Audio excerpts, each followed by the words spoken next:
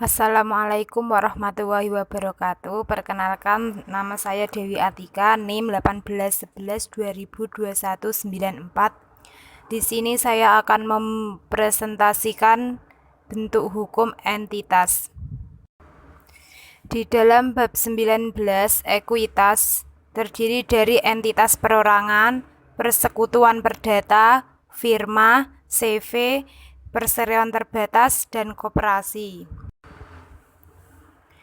Ekuitas sebagai bagian hak pemilik dalam entitas harus dilaporkan sedemikian rupa sehingga memberi informasi mengenai sumbernya secara jelas dan disajikan sesuai dengan peraturan perundangan dan akta pendirian yang berlaku.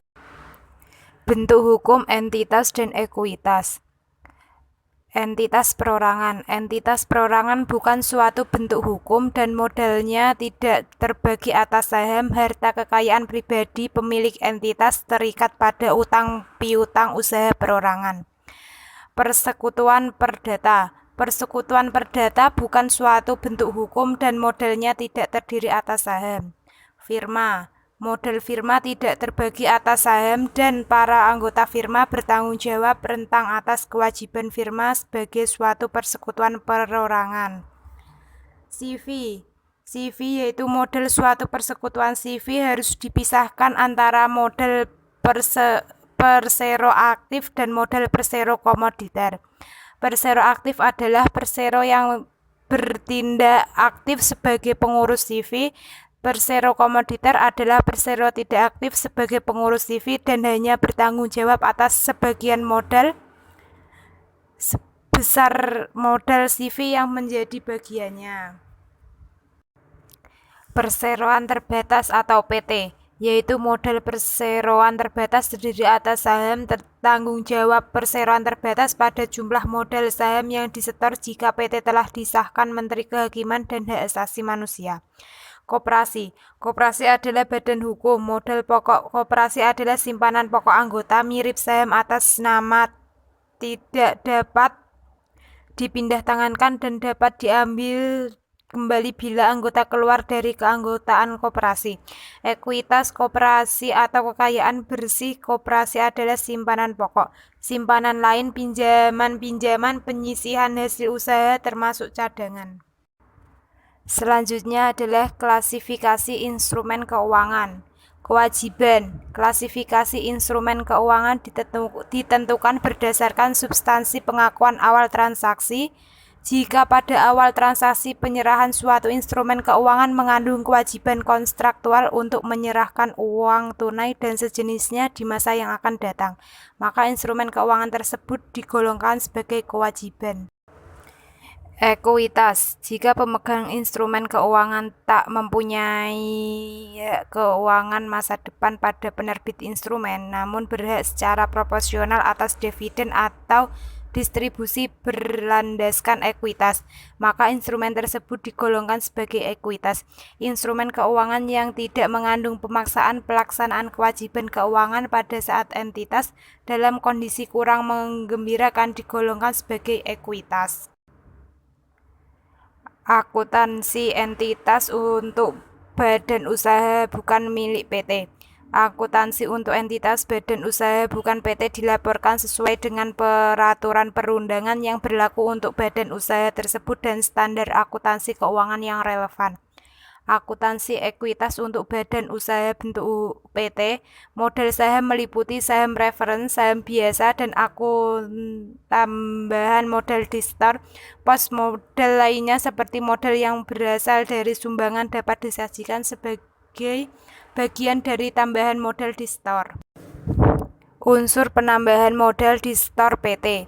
Akun tambahan modal disetor terdiri dari berbagai macam unsur penambahan modal, seperti agio saham, tambahan modal dari perolehan kembali saham dengan harga yang tidak rendah dari jumlah yang diterima pada saat pengeluaran, tambahan modal dari penjualan saham yang diperoleh kembali dengan harga di atas jumlah yang dibayarkan pada saat perolehannya, tambahan modal dari perbedaan kurs modal disetor dan lainnya sebagainya. Akun tambahan modal disetor tidak boleh didebit atau dikredit dengan pos laba atau rugi. Pencatatan penambahan modal disetor PT. Penambahan modal disetor dicatat berdasarkan 1. Jumlah uang yang diterima. 2. Setoran saham dalam bentuk uang sesuai transaksi nyata. 3. Besarnya tagihan yang timbul atau utang yang dikonversi menjadi modal. 4. Setoran dalam dividen saham dilakukan dengan harga saham wajar yang disepakati rapat umum pemegang saham untuk saham yang tidak ada harga pasarnya. 5. Nilai wajar aset bukan kas yang diterima. 6. Setoran saham dalam bentuk barang menggunakan nilai wajar aset bukan kas yang diserahkan, yaitu nilai appraisal, tanggal transaksi yang disetujui Dewan Komisaris atau nilai kesepakatan Dewan Komisaris dan penyetor bentuk barang. Pencatatan pengurangan modal disetor PT. Pengurangan modal disetor lazimnya dicatat berdasarkan 1. Jumlah uang yang dibayarkan. 2. Besarnya utang yang timbul. 3. Nilai wajar aset bukan kas yang diserahkan. Pengeluaran saham dicatat sebesar nilai nominal yang bersangkutan bila jumlah yang diterima dari pengeluaran saham tersebut lebih besar daripada nominalnya. Selisih yang terjadi dibukukan pada akun agio saham. Bila ketentuan hukum yang ada kemungkinan penarikan kembali saham yang telah dikeluarkan, maka pencatatan transaksi ini dilakukan dengan pendebit atau modal saham dan mengkredit modal saham yang diperoleh kembali sebesar jumlah yang dibukukan pada saat perolehan kembali saham yang bersangkutan.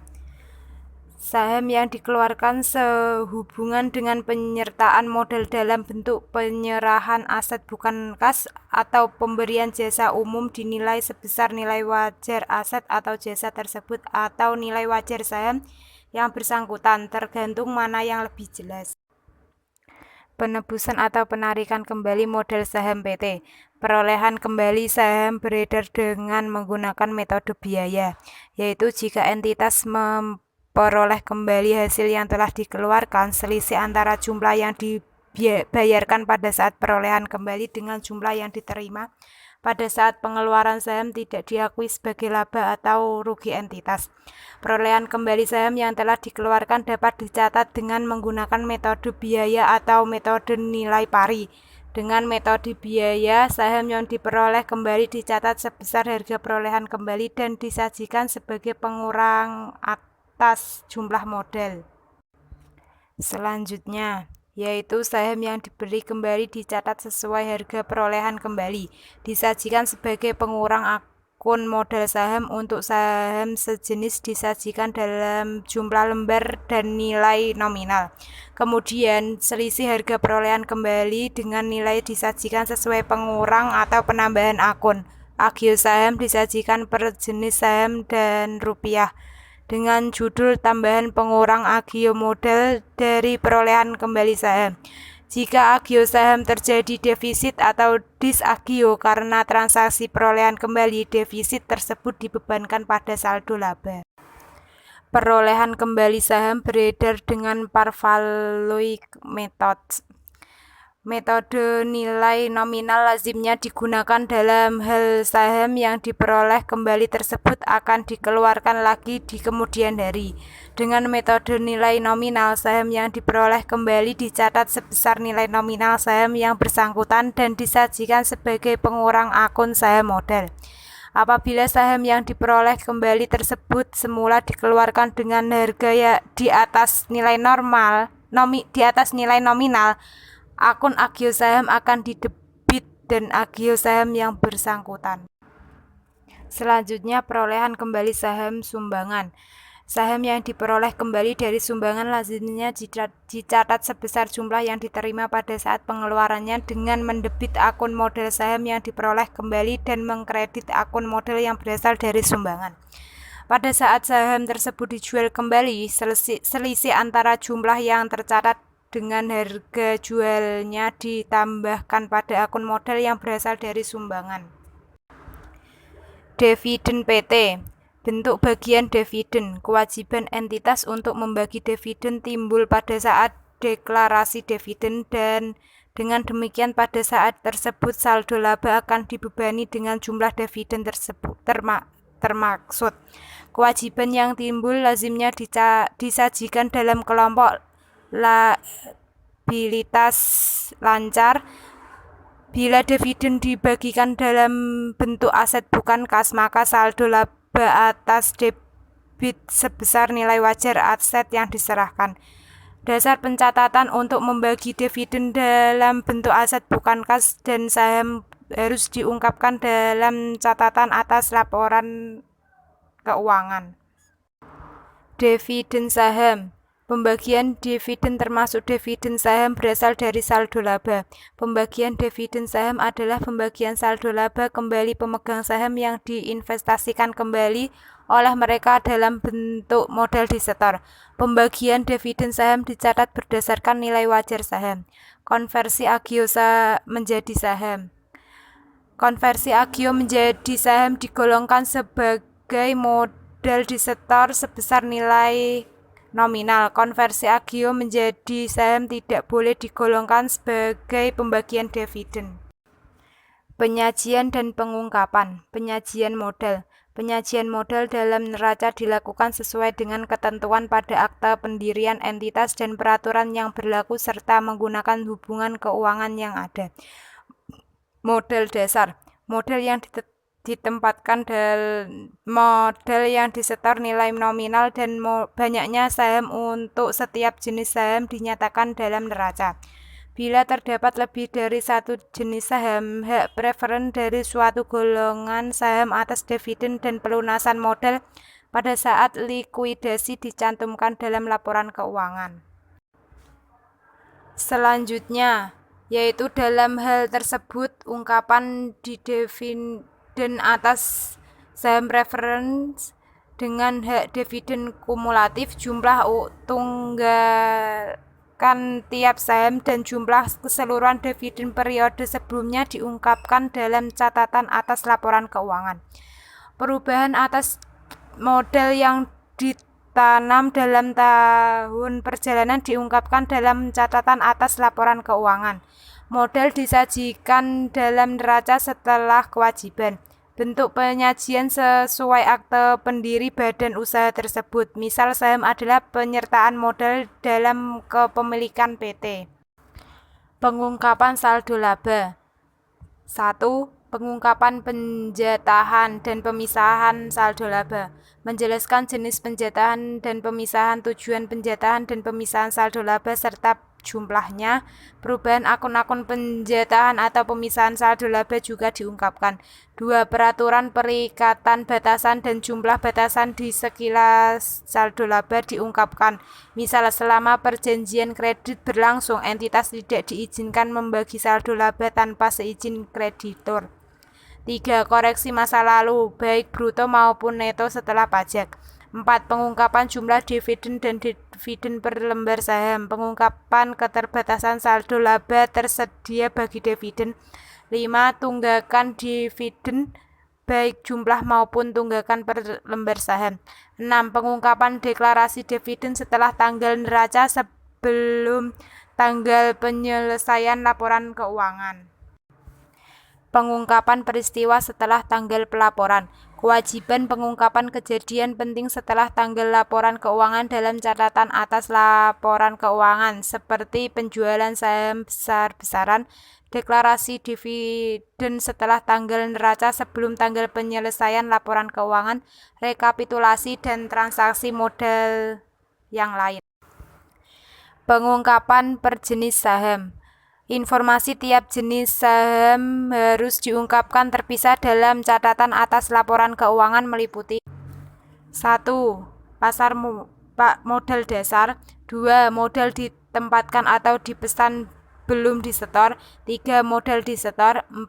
Harga nominal per lembar. 5. Perubahan lembar saham di tiap jenis saham dan saldo nilai rupiah per jenis saham selama periode akuntansi.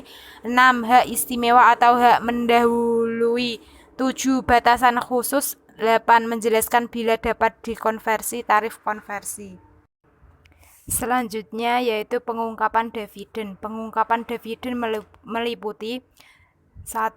Jumlah dividen, 2. Dividen per lembar saham, 3. Bentuk dividen, 4. Batasan saldo laba minimum dalam kaitan dengan ketersediaan dividen, 5. Utang dividen, 6. Utang dividen per lembar saham, 7. Pengumuman pembagian dividen setelah tanggal pelaporan setelah tanggal penyesuaian laporan keuangan, 8. Jumlah kapasitas dividen saham dan pemecahan saham per lembar dan jumlah keseluruhan. Pengungkapan saham beredar yang diperoleh kembali. Pengungkapan saham beredar yang diperoleh kembali meliputi 1. Saham beredar yang diperoleh kembali metode biaya disajikan sebagai pengurang jumlah modal. Lembar saham yang diperoleh kembali dan dipegang perusahaan harus diungkapkan. 2. Saham beredar yang diperoleh kembali metode nilai nominal sebagai pengurang saham beredar yaitu modal disetor sejenis. Selisih nilai perolehan kembali dan nilai nominal dijumlahkan atau dikurangkan pada agio saham sejenis. Lembar saham yang diperoleh kembali dan dipegang perusahaan harus diungkapkan. Pengungkapan bagian ekuitas lain. Pengungkapan bagian lain ekuitas seperti saldo laba, agio, dan cadangan harus dilakukan secara terpisah, meliputi yaitu 1. Perubahan selama periode pelaporan, 2. Batasan distribusi.